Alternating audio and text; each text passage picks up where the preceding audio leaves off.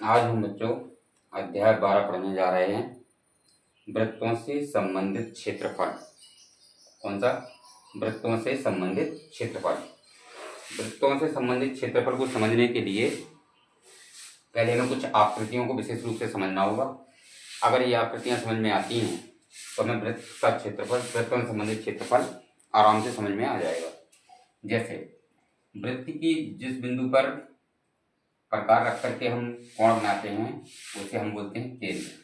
जहाँ प्रकार रख करके हमने ऐसा घुमाया वो क्या कहलाता है? केंद्र। इस केंद्र से ये कहलाती है परिधि। इस केंद्र से परिधि तक की दूरी कहीं भी, जैसे यहाँ से यहाँ तक की दूरी क्या कहलाएगी? त्रिज्या। यहाँ से यहाँ तक की दूरी क्या कहलाएगी? त्रिज्या। ये भी चीज क्या कहलाएगी? त्रिज्या। ये भी चीज क्या कहलाएगी? त्रिज्या। ये भी चीज क्या कहलाएगी? त्रिज्या। यानी कहीं भी अगर केंद्र से परिधि को छूती हुई कोई रेखा है तो वो त्रिज्या है। व्यास क्या होता है? व्यास होता है कि व्यास वह रेखा होती है जो किसी वृत्त को दो ठीक आधे आधे दो भागों में बांट देती है। और व्यास हमेशा कहाँ से गुजरता है? केंद्र से। ठीक है।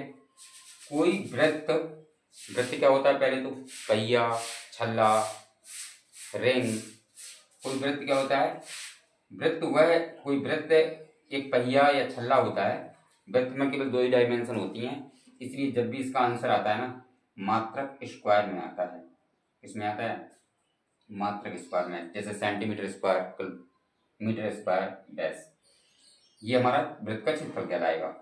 ये ऐसी आकृति, यानी कि हमने जैसे कोई पहिया रखा, उसने कितनी जगह अपने अंदर घेर ली, जितनी जगह उसने घेर ली वो उसका क्या कहलाएगा? क्षेत्रफल कहलाएगा। एक होता है वृत्त का पहिया। वृत्त का पहिया तो परिधि क्या होती है? जैसे हम कोई लोहे की छड़ को मोड़ करके एक पहिया बनाएंगे गोल, तो वो पहिया जो छड़ होगी घूम करके ऐसी हो जाएगी, वो चीज क्या होती है? परिधि। वो चीज क्या कहलाती है? परिधि। तो एक बार फिर से समझ लेते हैं। जो वृत्त के केंद्र होता है, जहां से रख करके हम कोई वृत्त बनाते हैं, वो केंद्र कहलाता है। केंद्र से परिधि तक की दूरी कहीं भी, ऐसे अकेले नहीं, यहाँ से भी अगर हम एक लाइन और ड्रॉ कर लें तो ये भी क्या कहलाएगी? यहाँ से यहाँ तक की दूरी त्रिज्या, यहाँ से यहाँ तक की दूरी त्रिज्या, यहाँ से यहाँ तक की दूरी त्रिज्या। व्यास क्या होता है? व्यास वह रेखा होती है जो वृत्त को ठीक दो भागों में बांट देती है। वृत्त को ठीक दो भागों में बांट देती है, यानी कि दो अर्ध वृत्त निर्मित कर देती है। अगला है क्षेत्रफल। किसी वृत्त ने कितनी जगह घेर ली, कितनी जगह पर रखा हुआ है, वो क्या कहलाएगा? क्षेत्रफल। और परिधि हमने बताया था कि यदि हम किसी छड़ को मोड़ करके, यदि हम थोड़ी फॉर एग्जाम्पल इसको मोड़ करके यूं कर देंगे इस टाइप से, तो ये वाला पार्ट क्या कहलाएगा? परिधि कहलाएगा। ये वाला पार्ट क्या कहलाएगा? परिधि कहलाएगा। अब केंद्र को निकालने के लिए ऐसा कोई फॉर्मूला नहीं है केंद्र को निकालने के लिए, लेकिन त्रिज्या को निकालने के लिए एक फॉर्मूला है। व्यास का आधा कर दीजिए। जैसे ये पूरा व्यास है तो यहाँ आधा हो गया ना, तो यहाँ से यहाँ तक क्या हो गया? त्रिज्या हो गया। यहाँ से यहाँ तक क्या हो गया? त्रिज्या हो गया। ऐसे ही इसीलिए त्रिज्या जो होती है वो व्यास की आधी होती है। त्रिज्या को चूंकि हम लोग बोलते हैं इंग्लिश में रेडियस, क्या कहते हैं? रेडियस। रेडियस के कारण इसे आर से डिनोट करते हैं। व्यास को डायामीटर कहते हैं, इसलिए इसको डी से डिनोट करते हैं। यानी त्रिज्या व्यास की आधी होगी। कहने का मतलब ये हुआ कि व्यास अगर 10 सेंटीमीटर है तो त्रिज्या 5 सेंटीमीटर होगी, या त्रिज्या अगर 5 सेंटीमीटर है तो व्यास कितना होगा भाई? 5 यहाँ से यहाँ तक होगा, 5 यहाँ से यहाँ तक होगा, 10 सेंटीमीटर होगा। नॉर्मली फॉर्मूलों में हमें क्या करना होता है कि हम लोगों को त्रिज्या निकालनी होती है। त्रिज्या निकालते हैं, ज़्यादातर सवालों में हमें त्रिज्या का ज्ञान करना होता है, त्रिज्या डिनोट करनी होती है। अच्छा, व्यास बराबर क्या हो गया? व्यास बराबर हो गया हमारा 2 गुणा त्रिज्या। यानी हमें कभी व्यास निकालना हो तो हम त्रिज्या में 2 का गुणा कर दें, कहीं से त्रिज्या निकालना उसमें 2 का गुणा कर दें तो व्यास निकल आएगा। इस तरीके से फॉर्मूला हो गया टी बराबर 2r, या साधारण कह सकते हैं व्यास बराबर 2 गुणा त्रिज्या। ठीक है, शायद यहाँ तक क्लियर होगा। अब होता है वृत्त का क्षेत्रफल, यानी वृत्त ने कितनी जमीन घेर ली। इस चीज को निकालने के लिए हमें फॉर्मूला लगाना होता है पाई बराबर वृत्त का क्षेत्रफल बराबर पाई आर स्क्वायर। यहाँ पाई जो शब्द है ना, इसका मान जो होता है 22/7 होता है। नॉर्मली इसका मान 22/7 होता है, या 3.14 भी ले सकते हैं अगर उसने आपके सवाल में कहा गया है तो। अगर हमें पाई का मान तो पता ही होता है, अगर हमें त्रिज्या पर पता हो तो हम क्षेत्रफल निकाल लेंगे। अब आता है वृत्त की परिधि। वृत्त की परिधि यानी कि कोई छड़ जो हमने मोड़ करके एक वृत्त बनाया, उस छड़ की लंबाई कितनी थी, तो हम वो लंबाई होगी आपकी 2 गुणा पाई आर टू, यानी 2 गुणा पाई गुणा आर, यानी 2 पाई आर। अर्थात 2 तो आपका अंक है तो वो तो रहना ही हमेशा। पाई का मान क्या होगा 22/7। त्रिज्या भर पता चल जाए यहाँ से यहाँ तक की दूरी कितनी है, अगर ये दूरी पता चल जाए, इसमें गुणा कर दिया जाए 2 गुणा पाई गुणा आर में, तो परिधि भी हम निकाल सकते हैं। अब आते हैं थोड़ी से और बढ़ते हैं आगे की तरफ। एक चीज आती है त्रिज्यखंड। पहले तो आप चित्र को देखो ध्यान से। ये पूरा क्या है, वृत्त। वृत्त का एक भाग, ये जो डार्क पार्ट दिखा रहे हैं ना चित्र द्वारा, ये चीज क्या होती है, त्रिज्यखंड होती है। इस चीज को क्या कहते हैं, त्रिज्यखंड। अगर कभी सवाल में आपसे त्रिज्यखंड पूछा गया है कि कोई त्रिज्यखंड पूछा गया है, तो त्रिज्यखंड निकालने के लिए हम फॉर्मूला इस्तेमाल करते हैं। त्रिज्यखंड का क्षेत्रफल बराबर पाई आर स्क्वायर थीटा बटे 360। अब पाई का मान तो हमें अभी भी पढ़ के आए थे हम। पाई का मान क्या होता है 22/7 होता है, या 3.14 होता है, जिसको हम अपने मन से रख लेते हैं, या फिर दिया गया होता है जैसा कि सवाल में उसके हिसाब से रखते हैं। अब आता है आपका आर स्क्वायर। आपको ये भी पता है आर क्या है, त्रिज्या। यानी कि अगर उन्हें त्रिज्यखंड पूछना होगा तो वो आपको यहां से यहां तक की दूरी देंगे, जो कि क्या है, आर है। इसका स्क्वायर कर देते हैं। थीटा, अब थीटा क्या है, जब दो त्रिज्याएं, एक त्रिज्या ये गई यहां से यहां तक गई, एक त्रिज्या यहां से यहां तक गई, तो यहां पर एक कोण बनेगा। जो ये कोण बनेगा बच्चों, ये कोण क्या होगा, थीटा कहलाएगा। जैसे 40 अंश का कोण बना या 50 अंश का कोण बना, जो भी बना, तो 360 कर देंगे। 360 क्यों कर देते हैं, क्योंकि किसी भी वृत्त के केंद्र में यहाँ पर 360 अंश होते हैं। कितने अंश होते हैं, 360 अंश होते हैं, इसलिए 360 का भाग दिया गया। अब देखिए वैसे भी समझो, आप अगर हम इस चीज को क्षेत्रफल से मिलाएं, क्षेत्रफल क्या है, पूरे वृत्त का है। क्षेत्रफल क्या है, पूरे वृत्त का, जिसका फॉर्मूला हम पढ़ के आए भी, पाई आर स्क्वायर। अब यहाँ पर त्रिज्यखंड, यानी एक वृत्त के अंदर जो भाग तिकोना भाग काट लेते हैं, इसको क्या कहते हैं हम लोग, त्रिज्यखंड। त्रिज्यखंड का क्षेत्रफल निकालेंगे तो क्या लिखा है, पाई आर स्क्वायर। अब ये थीटा बटे 360 क्यों आ गया, अरे भाई 360वें भाग का 90 अंश 40 अंश जो भी अंश है वो भाग है, इसलिए त्रिज्यखंड का क्षेत्रफल बराबर क्या होता है, पाई आर स्क्वायर थीटा बटे 360।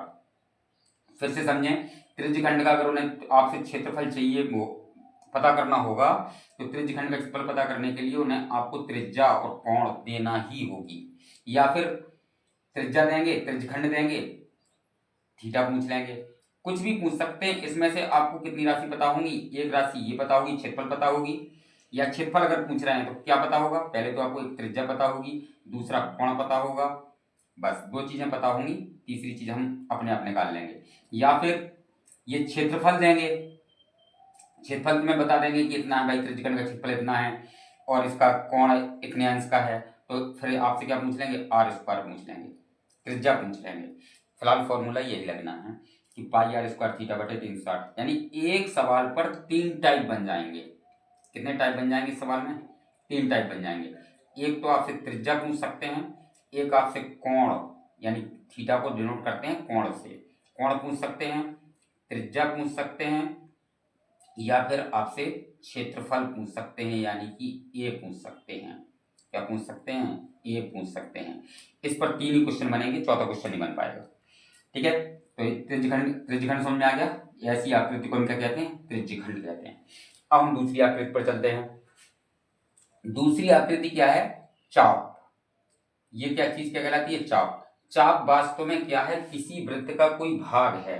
जैसे कोई वृत्त है और हम इसको यहां से यहां तक काट दें और इस तरह से मिटा दें, तो ये क्या बन जाएगा, चाप बन जाएगा। ये चीज पूछे, इसकी लंबाई पूछने के लिए, किसी त्रिज्यखंड की लंबाई, किसी त्रिज्यखंड के चाप की लंबाई पूछने के लिए हम लोग फॉर्मूला लगाते हैं 2 पाई आर थीटा बटे 360। अब कोई तुमसे पूछता है भाई 2 पाई आर थीटा क्यों इस्तेमाल किया, तो कहना साहब परिधि का ही तो भाग है। ये चाप क्या है, पूरा ऐसा था, जिसका हमें इतना पूछ रहे हैं ये, और ये भी हमने अभी क्या बताया था, ये भी परिधि है। पूरी परिधि के लिए फॉर्मूला क्या लगाते हो, 2πr। तो 2πr लगा दिया। थीटा क्या, इतने अंश का कोण। जैसे हम इसका चाप पूछेंगे तो यहाँ पर कोई ना कोई तो कोण बनेगा भाई, जो कोण बनेगा हम उसकी वैल्यू रख देंगे, बटे 360 से भाग दे देंगे। अब 360 क्यों आया, 360 इसलिए आया कि किसी भी वृत्त के केंद्र पर 360 अंश होते हैं। कितने होते हैं, 360। इसके केंद्र पर 360 अंश, इसके केंद्र पर 360 अंश, इसके केंद्र पर 360 अंश। कोई भी वृत्त भर हो, वृत्त होता है तो उसके केंद्र पर 360 अंश होते हैं। तो अब ये 2πr थीटा, अब 2πr थीटा भी समझ गए आप और 360 समझ गए। थीटा क्या है, कितने अंश का कोण बना, 90 अंश का बना, 45 अंश का बना। कोई ना कोई तो, जब ये यहाँ से यहाँ तक क्या होगी, त्रिज्या होगी, और ये यहाँ से यहाँ तक क्या होगी, त्रिज्या होगी। तो ये दोनों मिलकर के यहाँ पर कोई ना कोई तो कोण बनाएंगे ही बनाएंगे। जो कोण बनाएंगे वही भाग इसमें से कम हो जाएगा। तो इसका फॉर्मूला हो जाता है त्रिज्य खंड के क्षेत्रफल की लंबाई बराबर 2πr थीटा बटे 360। एक बार भी बोर्ड पेपर में देखा गया कि ऑप्शन उन्होंने दे दिया πr थीटा बटे 3, इसको हम इस्तेमाल कर सकते हैं πr थीटा बटे 180 अंश। क्यों कर सकते हैं, क्योंकि 2 एकम 2 और 360 को काटेंगे तो कितने बार आएगा, 180 अंश। ये ऑप्शन में एक बार बोर्ड में आया था, इसको विशेष ध्यान में। इसमें ये कितनी चीजें पूछ सकते हैं, कितने टाइप हो सकते हैं। इस सवाल में हो सकता है कि आपसे चाप की लंबाई पूछ लें। टाइप कितने बनेंगे इसके, एक तो चाप की लंबाई पूछ सकते हैं, चाप की लंबाई पूछ सकते हैं। दूसरा टाइप क्या बन सकता है, त्रिज्या पूछ सकते हैं। तीसरा क्या बन सकता है, बोले कितने अंश का कोण बनेगा भाई, ये पूछ सकते हैं। ठीक है, और चाप की लंबाई तो हमने बता ही दिया। यानी अगर चाप की लंबाई पूछना होगा तो वो आपको ये त्रिज्या देंगे कोई एक, और बनने वाला कोण देंगे, हम फॉर्मूला में रख देंगे, उत्तर आ जाएगा हमारा। या हम ये फॉर्मूला इस्तेमाल कर दें या ये फॉर्मूला इस्तेमाल कर दें, इससे कोई फर्क नहीं पड़ता, क्योंकि इसी का ही एक भाग है। 2 एकम 2, 2 एकम 2, 2 अट्ठे 16 और 0 यानी 180 अंश। तीसरा क्या करेंगे, ये हमें चाप की लंबाई दे देंगे। तीसरा क्या करेंगे, ये हमें चाप की लंबाई दे देंगे। चाप की लंबाई दे देंगे, कहेंगे कि इसकी चाप की लंबाई 24 सेंटीमीटर 22 सेंटीमीटर या कुछ है, और कोण देंगे, कोण देंगे कि इतने अंश का कोण बन रहा है, आर बताइए यानी कि त्रिज्या बताइए। त्रिज्या बताएंगे तो हम त्रिज्या निकाल लेंगे, बस वैल्यू रखेंगे, पक्षांतर करके इसका आंसर निकाल लेंगे। तीसरा ये क्वेश्चन कर सकते हैं, आपसे कोण पूछ सकते हैं। क्या कर सकते हैं, कोण पूछ सकते हैं। कोण पूछेंगे अगर तो ये आपको चाप की लंबाई देंगे, त्रिज्या देंगे। क्या देंगे, चाप की लंबाई देंगे और त्रिज्या देंगे। अगर कोण पूछना होगा, कोण अगर त्रिज्या पूछना होगा, अगर उन्हें चाप की लंबाई पूछना होगा तो वो दो चीजें ये देंगे। अगर उन्हें त्रिज्या पूछना होगा तो ये दो चीजें देंगे, और अगर कहीं कोण पूछना होगा तो ये दो चीजें देंगे। ये देना ही होगा तभी सवाल निकलेगा, सॉल्यूशन हो पाएगा, वरना अननोन रह जाएंगी चीजें। ठीक है, साथ समझ में आ गई ये बातें। तो ये बच्चों इसके टाइप थे। अब अगला क्या होता है, एक क्वेश्चन बनता है वृत्तखंड के ऊपर, वो कहेंगे वृत्तखंड। इसके पहले हमें वृत्तखंड को ही समझ लेना चाहिए कि वृत्तखंड क्या होता है। वृत्तखंड, वृत्त का खंड, खंड माने भाग, वृत्तखंड वृत्त का खंड यानी कि भाग। जैसे आपका ये वृत्त है फॉर एग्जाम्पल, इसको हमने यहां से काट दिया, अब एक भाग ये बन गया, एक भाग ये बन गया। तो जैसे हमने यहां पर भी दिखाया है, एक भाग यहां से काट दिया तो दो भाग बन गए। तो जो छोटा भाग होगा उसे बोलते हैं लघु। लघु माने क्या होता है, छोटा। दीर्घ माने क्या होता है, बड़ा। तो छोटा भाग बड़ा भाग, जो छोटा भाग है वो लघु वृत्तखंड है, जो बड़ा भाग है दीर्घ वृत्तखंड है। चाहे वो एग्जाम में यहाँ पर अब दो क्वेश्चन बनते हैं, या तो वो आपसे दीर्घ वृत्तखंड पूछेंगे, दीर्घ वृत्तखंड पूछेंगे, या आपसे लघु वृत्तखंड पूछेंगे। दो ही क्वेश्चन, दो टाइप पूछ सकते हैं इस सवाल पर, दो पैटर्न बनेंगे, दीर्घ वृत्तखंड पूछेंगे या लघु। तो हमें क्या करना है, लघु वृत्तखंड निकाल लेंगे। पूरे वृत्त में से अगर हम लघु वृत्तखंड घटा देंगे, तो जैसे हम मान लो हमने इसका कोई मान निकल आया और उसको हम घटा देंगे तो क्या बचेगा, दीर्घ वृत्तखंड बचेगा ना। तो ऐसे ही दीर्घ वृत्तखंड की कहानी है। अगर दीर्घ वृत्तखंड हमें मालूम है और हम पूरे वृत्त में से लघु वृत्तखंड घटा देंगे तो हमारा दीर्घ वृत्तखंड निकल आएगा। यानी कि दो क्वेश्चन बनेंगे, लघु वृत्तखंड और दीर्घ वृत्तखंड। लेकिन अब प्रॉब्लम ये है कि दीर्घ वृत्तखंड हम निकालें कैसे, किस फॉर्मूले का इस्तेमाल करें। अगर दीर्घ वृत्तखंड पूछा है बच्चों तो भी यही फॉर्मूला लगाना है, लघु वृत्तखंड पूछा है तो भी यही फॉर्मूला लगाना है। बस इतना याद रखना कि दीर्घ वृत्तखंड के लिए हमें ये वाली चीज चाहिए, आर चाहिए कहीं से, आर स्क्वायर पाई थीटा बटे 360 माइनस साइन थीटा बटे 2। ये कैसे बना है? अगर इसका गुणा कर दें जरा आर का अंदर, तो आप देखेंगे कि क्या बन गया, पाई आर स्क्वायर थीटा बटे 360 माइनस साइन थीटा बटे आर स्क्वायर साइन थीटा बटे 360। जरा देखो, ये किसका फॉर्मूला बता रहे हैं? इस त्रिभुज का बता रहे हैं। देखो इस त्रिभुज का हमने लिखा था अभी थोड़ी देर के लिए, ए ओ बी का क्षेत्रफल बराबर 1/2 आर स्क्वायर साइन थीटा। यानी हमें इस चीज का कभी क्षेत्रफल निकालना हो तो हम 1/2 आर स्क्वायर साइन थीटा लगाएंगे। अगर ये पूछते हैं कि इस चीज का क्षेत्रफल बताइए, तो यहाँ पर भी बच्चों टू टाइप बनेंगे। एक तो क्षेत्रफल आपसे तो क्या पूछ सकते हैं, कितने टाइप बनेंगे? टू टाइप बनेंगे। एक तो आर आर पूछ सकते हैं, त्रिज्या क्षेत्रफल देंगे, और अगर क्षेत्रफल देंगे तो त्रिज्या पूछ लेंगे, या त्रिज्या देंगे तो क्षेत्रफल पूछ लेंगे। टू ही टाइप बनेंगे, कोई तीसरा टाइप नहीं बनने वाला इसमें। ठीक, हम चर्चा इस पर कर रहे थे कि अगर हमें वृत्तखंड का क्षेत्रफल ज्ञात करना है, चाहे लघु वृत्तखंड का क्षेत्रफल ज्ञात करना हो, चाहे दीर्घ वृत्तखंड का क्षेत्रफल ज्ञात करना हो बच्चों, फॉर्मूला लगाएंगे यही। अब हकीकत क्या होगी कि यहाँ पर ये जब पूछेंगे तो ऐसी कोई ये ना आकृति देनी होगी। ये आकृति क्या करेगी? त्रिज्या होगी। ये आकृति क्या होगी? त्रिज्या होगी। तो हम इस चीज का क्षेत्रफल निकाल लेंगे इस फॉर्मूले से। इस चीज का, क्योंकि त्रिभुज का क्षेत्रफल बराबर किसी त्रिज्यखंड का क्षेत्रफल बराबर, देखिए त्रिज्यखंड क्या है, ये है, ये चीज क्या है? त्रिज्यखंड है। तो ये अगर इसको देखा जाए तो ये आकृति सेम नजर आ रही होगी जैसा ये है। ये थोड़ी देर के लिए भूल जाओ कि कुछ है, अगर इसको हम भुला दें थोड़ी देर के लिए इस चीज को, तो ये क्या बन गया? देखो आकृति क्या बन गई? त्रिज्यखंड बन गई, नहीं बन गई? त्रिज्यखंड बन गई। और हम कह रहे हैं कि हमें तो इस चीज का क्षेत्रफल निकालना है, इस चीज का क्षेत्रफल निकालना है, यानी कि लघुवृत्तखंड का क्षेत्रफल निकालना है। तो हमें पूरे त्रिज्यखंड के क्षेत्रफल को निकाल करके इस त्रिभुज के क्षेत्रफल को माइनस करना होगा, तो हमारा लघुवृत्तखंड का क्षेत्रफल निकल आएगा। इस तरीके से इसमें भी दो टाइप बनेंगे। एक तो वृत्तखंड का क्षेत्रफल पूछेंगे, या तो त्रिज्यखंड का क्षेत्रफल दे रखा होगा, इन्होंने पूरे त्रिज्यखंड का क्षेत्रफल दे रखा होगा। जैसे आकृति इस टाइप की दे सकते हैं ये एग्जाम में, कि ऐसा उन्होंने एक त्रिज्यखंड बनाया होगा, और यहाँ पर इस वाले भाग का आपसे क्या कहेंगे कि क्षेत्रफल बताइए, इस वाले भाग का जो हमने छायांकित किया है। तो हमें क्या करना है? पूरा त्रिज्यखंड का क्षेत्रफल निकाल लेना है, और त्रिज्यखंड का क्षेत्रफल निकाल लेना, फिर इस त्रिभुज का क्षेत्रफल निकाल लेना है। किस फॉर्मूले से? 1/2 आर स्क्वायर साइन थीटा से। और निकालने के बाद पूरे त्रिज्यखंड के क्षेत्रफल में से, त्रिज्यखंड के क्षेत्रफल में से इस त्रिभुज का क्षेत्रफल माइनस कर देंगे। जब इसका माइनस कर देंगे तो किसका बचेगा? इसका बचेगा। दैट्स सॉल्व, समझ में आ रहा होगा। फिर एक शब्द आएगा इसमें बीच में, चतुर्थांश। चतुर्थांश क्या होता है? जैसे कि चतुर्थ धन अंश, अगर इसकी हम संधि विच्छेद करें तो ये दो शब्दों से बना है, चतुर्थ धन अंश शब्द से बना है। तो यानी किसी त्रिभुज के किसी वृत्त के 4 भाग, ये वाला भाग चतुर्थांश कहलाएगा।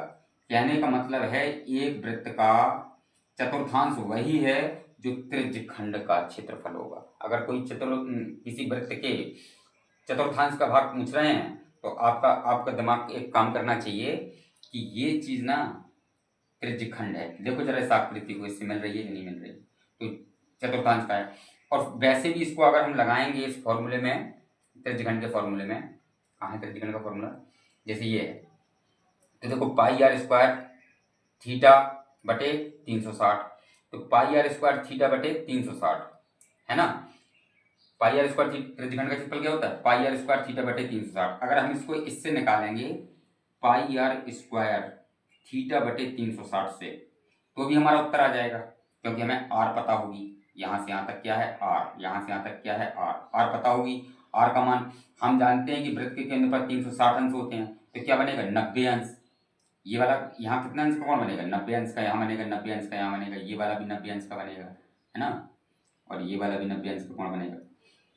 तो बच्चों अगर इस वाले फॉर्मूले में हम मान रख दें पाई आर स्क्वायर, थीटा का मान लो कि 90 अंश का बना, बटे 360 कर दें तो 90 से ये 4 बार कैंसिल हो जाएगा, यानी कि पाई आर स्क्वायर बटे 4। ये किसी भी त्रिवृत्त के चतुर्थांश का सूत्र बन गया। याद कर लो तो अच्छी बात है, नहीं करते हो तो त्रिज्यखंड का फॉर्मूला लगाइए, उत्तर आ जाएगा। एक नई चीज आती है बीच में जो आपको परेशान करेगी, बोले त्रिज्यखंड का परिमाप बताइए। जब भी किसी भी चीज का, चाहे वर्ग का हो, चाहे आयत का हो, चाहे वृत्त का हो, किसी भी चीज का परिमाप पूछ रहे हैं या किसी बहुभुज का परिमाप पूछ रहे हैं, तो आपको सभी भुजाओं को जोड़ना है, परिमाप निकल आएगा। तो अब जब सभी भुजाओं को जोड़ने पर परिमाप निकल आएगा तो त्रिज्यखंड की आकृति कैसी होगी? ऐसी होगी ना, होगी? त्रिज्यखंड ऐसी तो बनेगा कुछ इस टाइप से, ऐसी आकृति होगी। तो इसमें क्या करना है, एक त्रिज्या आपकी ये क्या होगा? त्रिज्या होगी। सोचो जरा, ये क्या होगा? त्रिज्या होगी, क्योंकि अगर पूरा वृत्त बना दिया जाए, ऐसा पूरा वृत्त अगर इस टाइप से बना दिया जाए तो ये काम चीज का काम करेगी? त्रिज्या का काम करेगी। किसका काम करेगी? त्रिज्या का काम करेगी। तो अब हमें चूंकि त्रिज्यखंड का परिमाप निकालना है, त्रिज्यखंड का परिमाप अगर हमें निकालना है तो त्रिज्यखंड कैसा बन जाएगा? फिर कुछ इस टाइप का बन जाएगा। इसमें दो त्रिज्याएं हैं, एक त्रिज्या हमारी यहाँ से यहाँ तक है और एक त्रिज्या हमारी यहाँ तक है। हमने कहा था सभी भुजाओं का योग होता है, तो यहाँ हमारी एल है, यानी चाप की लंबाई को एल से दिखाते हैं। तो त्रिज्यखंड का परिमाप बराबर क्या हो जाएगा? एक आर ये है, एक आर ये है, तो कितने हो गए? 2r हो गए, प्लस एक एल यानी कि चाप की लंबाई। तो त्रिज्यखंड का परिमाप क्या हो गया? ये हो गया। अगर कोई डाउट हो तो क्वेश्चन कर लो। ये आपका केंद्र है, ये त्रिज्या का चित्र है, ये व्यास है, ये क्षेत्रफल है, ये परिधि है। परिधि निकालने के लिए 2πr का फॉर्मूला अप्लाई करिए, क्षेत्रफल निकालने के लिए पाई स्क्वायर अप्लाई करिए। त्रिज्यखंड पूछा है तो पाई आर स्क्वायर थीटा बटे 360। अगर एग्जाम में कंफ्यूजन हो जाए तो आप याद करो कि त्रिज्यखंड किससे बना है? वृत्त से बना है। वृत्त से बना है तो पाई आर स्क्वायर, कोई ना कोई अंश है तो थीटा बटे 360। इसी तरीके से चाप की लंबाई पूछी जाए तो चाप की लंबाई के लिए आपको दिमाग में आना चाहिए परिधि। परिधि का सूत्र होता है 2πr थीटा बटे 360। मैंने ये बताया था कि इस 2 से ये कैंसिल हो जाएगा तो क्या हो जाएगा? पाई आर थीटा बटे 180 अंश हो जाएगा।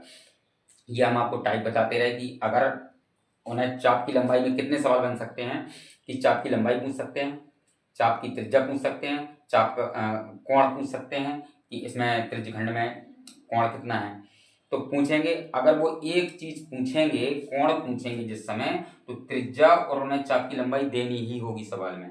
अगर चाप की लंबाई पूछेंगे तो त्रिज्या और कोण देना होगा, यानी कि 3 चीजों में कोई 2 चीजें देना पड़ेंगी। एक चीज अननोन रहेगी जो उत्तर में पता नहीं होगी, जिससे हमें पता करना होगा अपने कैलकुलेशन के द्वारा। इसमें इसी तरह से त्रिज्यखंड के क्षेत्रफल में 3 चीजें होंगी, एक अपना आर आया, एक अपना थीटा आया, एक अपना ए आया। तो अगर ए पूछना होगा तो वो ए आर देंगे और थीटा देंगे। अगर उन्हें थीटा पूछना होगा तो वो आर और ए देंगे। यदि आर पूछना होगा तो थीटा और ए उन्हें देना ही सवाल में होगा, और सीधी सीधी हम वैल्यू रख देंगे, पक्षांतर करके कैलकुलेशन कर देंगे, उत्तर आ जाएगा।